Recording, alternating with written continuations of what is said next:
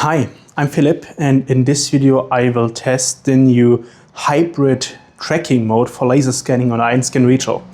So what I have here is one of my servers I built. So basically, if I have a bit closer look at the case, it is originally a mini ITX case, so quite a small PC case, but I retrofitted larger components than originally intended for the case in it.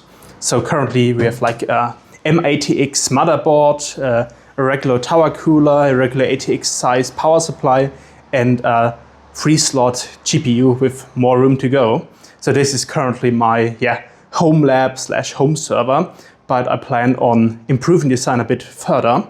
So for this I did an original internal scan of the old internals and designed the new mounting brackets on it. But now I want another scan of the current layout to further improve and fine-tune, because I still have a bit room to spare and room to optimize between the components. For scanning on the internals of the PC, we have quite a lot of features, so feature tracking will be working fine. But on the outside of the case, so here especially the bottom and the front panel, so if I disattach the front panel, it's basically a flat plate. There aren't a lot of features for tracking, so this needs markers. And originally, before the update, I would have also have to place markers on the inside of the PC, because the Rigil could only do either feature tracking or marker-based tracking until the latest update. But with the new update, you can do both. Like in infrared mode, you just enable hybrid tracking with feature and marker recognition, and then you can just scan with both.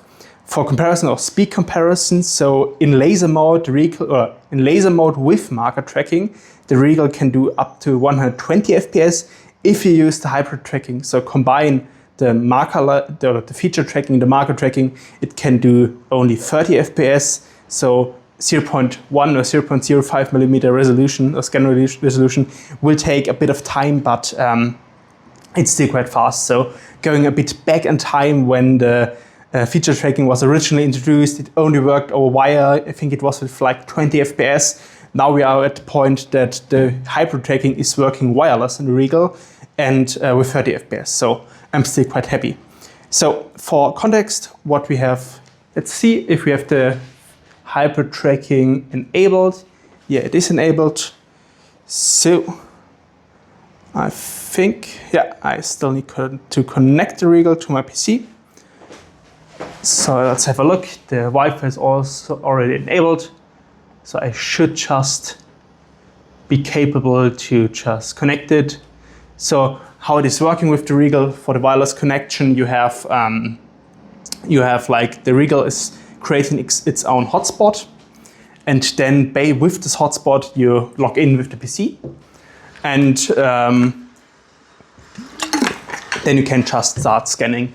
So the Rigil is connected. I currently set the project settings to hybrid tracking with 0.5 millimeters resolution. And now let's just enter the preview. I hope my screen capture is working. It seems so. But I will need to increase the brightness a bit further. So this looks good. And now we can just start scanning. You can see currently we are scanning the inside of the case a bit.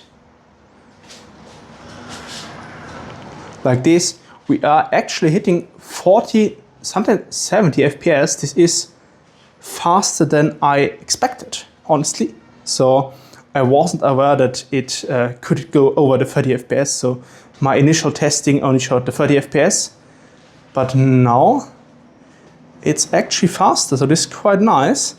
And as you can see, sometimes if we have a tracking hiccup, I just move back to my old place, original place where I scanned, like this. And then we can slowly and steadily move around the part while scanning. So with the slower tracking speed or slower scanning speed, in comparison to using only the marker mode, you have to move a bit slower than you would normally do with your marker tracking. But so now let's continue to the front, and it is recognizing the markers quite well. So I'm maybe even a bit overexposed. So like this, let's move back into the case.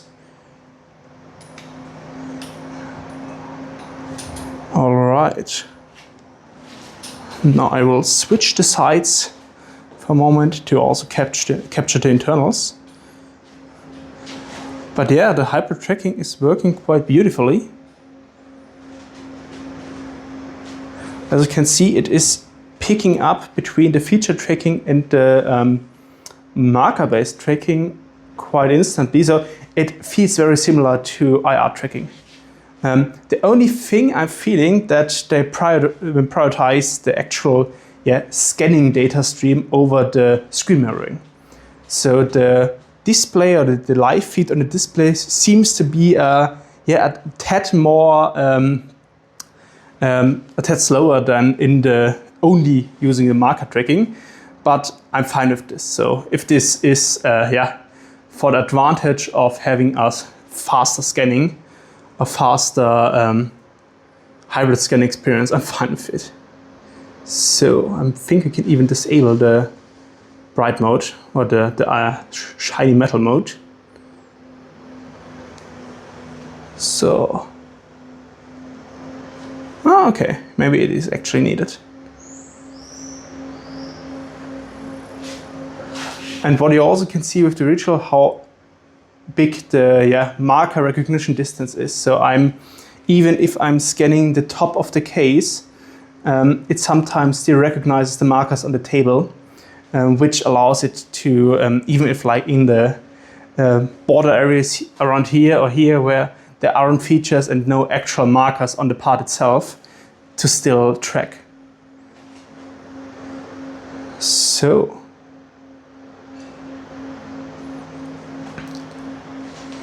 I think I am happy with the results, maybe a bit more on the bottom of the case. So for this I'll switch sides again and focus one more on the bottom.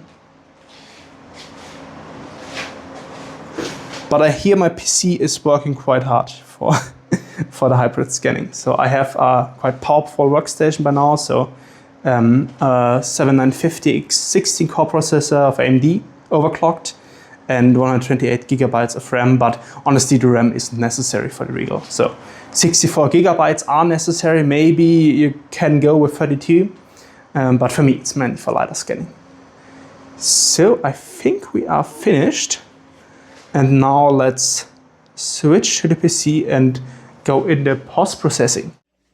So let's process the data. And now the first thing I will of course do is create a cutting plane to get rid of the base plate of the table, like this. Maybe a few millimeters more to the top. And this will be like the first step to delete all the unnecessary data. As you can see, we have a bit more around the part, and I can now just like cut it away like this. So, and after already using the cutting plate, you can see the majority of the stray data that's not needed is already deleted. So I can just now go into the point cloud generation, and hopefully this won't take too long, but I will be back when it is finished.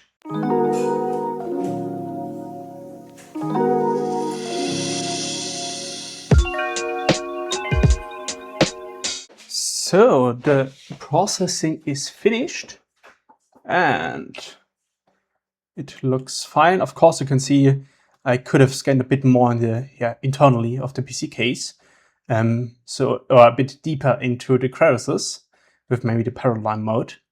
But the front panel and the bottom side, back side, top side, I have the mounting holes of the screws. That's important for me, and of course the placement of the single components. So I have like standalone scan files of the PSU, the GPU, and the tower cooler, so I can combine the scans in QuickSurface again, or align in QuickSurface. So now the last thing I can do is meshing the scan. This shouldn't take too long because I already have the point cloud, and then we can look at the final mesh file.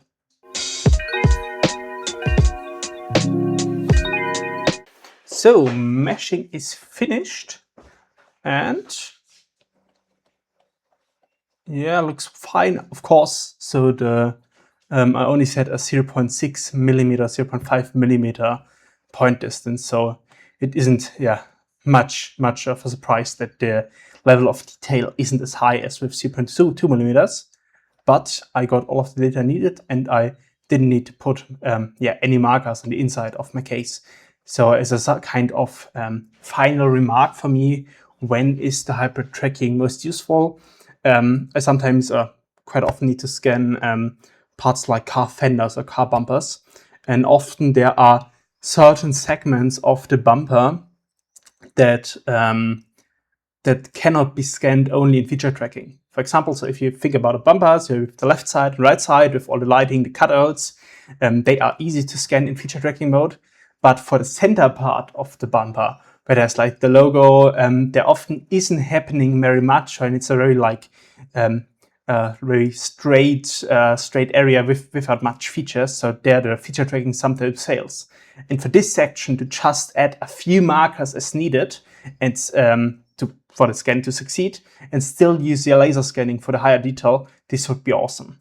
So of course, as you may already hear, it would also be very cool if the hybrid tracking would work in standalone mode at some point. I hope it does, because the markerless laser tracking is already working quite well in standalone mode. So currently, if I haven't said it yet, the hybrid tracking is only working in the PC connected mode, but looking a bit at the track record of Einscan, they brought all the features also to the standalone scanning over time with updates, and made them improve the scanner significantly over time. So yeah, I hope this gave a bit of context of the new hybrid tracking feature, and I'm quite happy with it. But still, I would say this is to some degree pre-release. I guess with the final firmware version, it will be even more improved.